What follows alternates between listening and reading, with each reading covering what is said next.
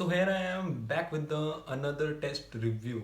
But why the fuck am I even doing it right? First of all, सबसे पहले बात करते हैं पिछले टेस्ट की, जो मतलब मैंने पहला टेस्ट दिया था बेलन का. Like I waited for so long.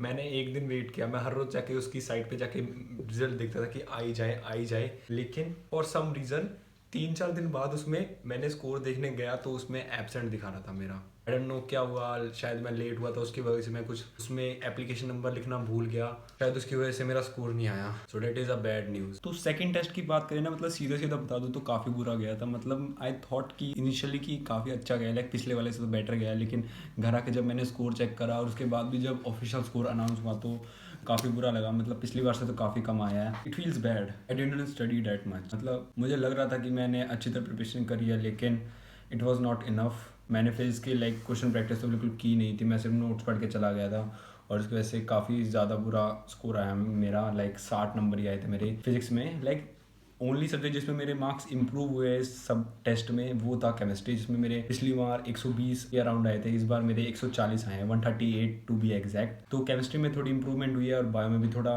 Marks घटे ही है, पिछली बार से तो काफ़ी कम है. और टोटल मेरा स्कोर जो बन रहा है वो अराउंड 459 बन रहा है. पता नहीं पिछले वाले में एब्सेंट क्यों दिखा रहा था.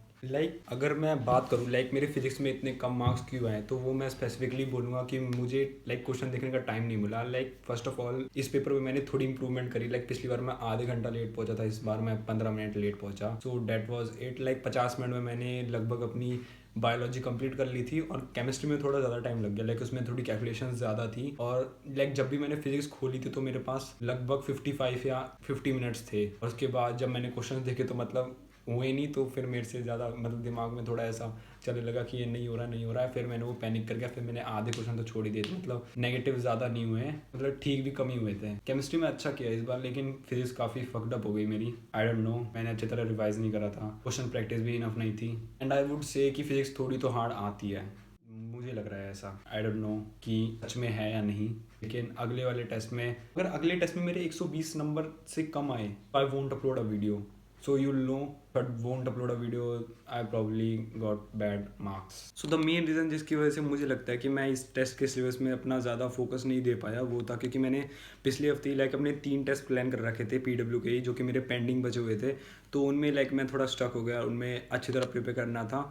तो मैंने एक टेस्ट वेडनेसडे को दिया, फिर एक थर्सडे को दिया और फिर एक संडे को दिया. तो जो नेक्स्ट वाला टेस्ट है, बेलन का टेस्ट है, उस पर उसके सिलेबस पे मैं फोकस नहीं कर पाया. वो मैंने सीधा मंडे से स्टार्ट किया और फिर फिजिक्स पे मैं थोड़ा क्वेश्चन प्रैक्टिस कम ही करी. आखिरी दिन पे जाके मेरा सिलेबस कंप्लीट करके गया था. और सिलेबस कंप्लीट करने का फ़ायदा भी क्या हुआ, मतलब जब मार्क्स ही नहीं आ रहे तो मतलब फ़ायदा क्या होगा सिलेबस कंप्लीट करने का. So in the next test I will probably improve that कि मतलब सिलेबस कंप्लीट करो यार, मतलब क्वेश्चन प्रैक्टिस करनी है. सिलेबस कंप्लीट हो या ना हो उससे फ़र्क नहीं पड़ता. You should know the formulas and question solve होने चाहिए बस. वन मोर थिंग जो कि मैंने इस टेस्ट में नोटिस करी वो थी बायो में. बायो में मैं यूजुअली क्या करता हूँ, इसमें मेरे पास कम टाइम पे, तो मैं सोच रहा था कि जल्दी से जल्दी कंप्लीट करूँ. तो जो क्वेश्चन मेरे को डाउट था मैं उसमें उसे छोड़ नहीं रहा था. मैं उसे सोच रहा था कि बस अभी से मुझे वापस देखने का टाइम तो मिलेगा नहीं, तो मैं इसे यहीं मार देता हूँ, मतलब कर देता हूँ इसे क्वेश्चन.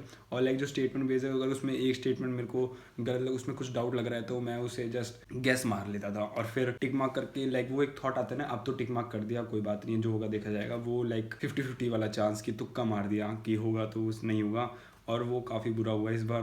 बॉटनी में मेरे काफ़ी ज़्यादा मार्क्स कटे, सबसे ज़्यादा बॉटनी में ही कटे थे आई गेस. केमिस्ट्री से भी कम बॉटनी में आए हैं. अगर मैं थोड़े कूल माइंड से सोचता और कूल माइंड से थोड़ा पेपर करता और आधा घंटा पहले पहुंच जाता सेंटर पे, तो प्रॉब्ली मार्क्स थोड़ी बेटर होते हैं. सो देखो, मार्क्स से ऐसा कुछ फ़र्क नहीं पड़ता. अगर कोई भी ऐसा बोल रहा है ना, वो सबसे बड़ा मार्क्स से ही फ़र्क पड़ता है यार.